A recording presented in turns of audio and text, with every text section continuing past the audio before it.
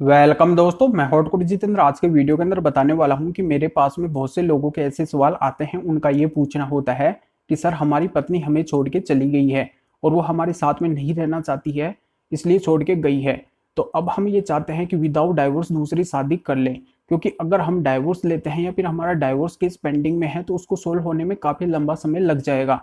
और इतना हम वेट नहीं कर सकते हैं हमारे फ्यूचर को देखते हुए, क्योंकि पता नहीं फ्यूचर में क्या हो। तो हम ये चाहते हैं कि विदाउट डाइवोर्स जल्दी से दूसरी शादी कर लें। तो इसका क्या प्रोसीजर होगा, इलीगल भी नहीं हो और हमारी शादी भी हो जाए बिना डाइवोर्स लिए हुए। तो क्या ये पॉसिबल है? क्या इसका प्रोसीजर क्या होगा सर, हमें बताइए।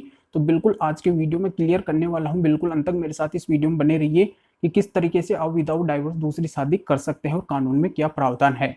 पूरी जानकारी आपको इस वीडियो में मिलेगी, बिल्कुल अंत तक बने रहिए। उससे पहले बता दूं, इस चैनल को सब्सक्राइब नहीं किए हैं तो सब्सक्राइब भी कीजिए, बेल आइकन भाई, वीडियो को लाइक करके शेयर कर दीजिए। मेरे से अगर बात करना चाहते हैं, कोई भी लीगल प्रॉब्लम है तो वीडियो को डिस्क्रिप्शन में नंबर दिए गए हैं, स्क्रीन के ऊपर मेरे नंबर शो हो रहे हैं। अपॉइंटमेंट बुक करवा के डायरेक्ट कॉल के ऊपर मेरे से बात कर सकते हैं, अपनी लीगल प्रॉब्लम का सोल्यूशन पा सकते हैं। तो चलिए शुरू करते हैं। तो दोस्तों, ये तो आपको भली बात ही पता होगा कि अगर आप विदाउट डाइवोर्स दूसरी शादी करते हैं तो आपको जेल तक हो सकती है, क्योंकि आईपीसी के सेक्शन 494 में साफ साफ क्लियर किया गया है कि अगर आप पहली पत्नी के रहते हुए या फिर पहले पति के रहते हुए दूसरी शादी करते हैं विदाउट डाइवोर्स, तो ये आप इनलीगल करते हैं और आपको 7 वर्ष तक की जेल हो सकती है, साथ में जुर्माना आपको भरना पड़ सकता है। तो ये कानून में प्रावधान किया गया है।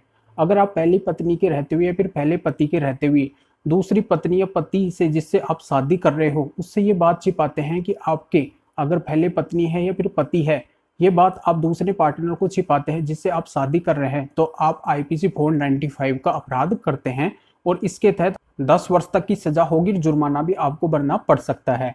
अब यहाँ पे क्लियर कर देता हूँ कि विदाउट डाइवोर्स आप दूसरी शादी कैसे कर सकते हैं। तो इसके लिए ऐसा होगा कि अगर जिससे आप दूसरी शादी कर रहे हैं उसको भी पता है कि आपके पहले पति है या फिर पत्नी है, और यहाँ पे जो पहले पति और पत्नी है उनको भी कोई ऑब्जेक्शन नहीं है आप जो दूसरी शादी कर रहे हैं उससे, और यहाँ पे अगर कोई कंप्लेंट नहीं करता है कि आप दूसरी शादी कर रहे हैं विदाउट डाइवोर्स, तो आपको कोई दिक्कत नहीं आने वाली है। अगर कोई कंप्लेंट ही नहीं करेगा तो आपके ऊपर कार्रवाई नहीं होगी। तो इस तरीके से आप अगर दूसरी शादी करते हैं तो आपके ऊपर कोई कार्रवाई नहीं होगी।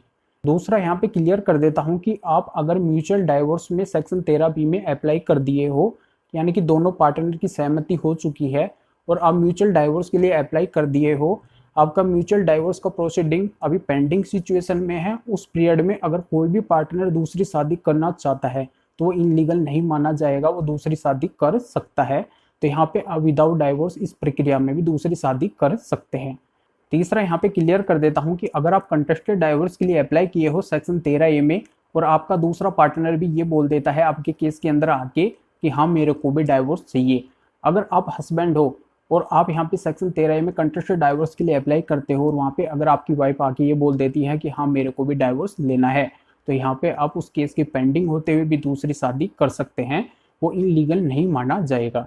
तो यहाँ पे पूरी जानकारी आपके समझ में आ गई होगी कि किस तरीके से अगर आप विदाउट डाइवोर्स दूसरी शादी करते हैं तो अपराध माना जाएगा और किस तरीके से अगर आप विदाउट डाइवोर्स दूसरी शादी करते हैं तो अपराध नहीं माना जाएगा।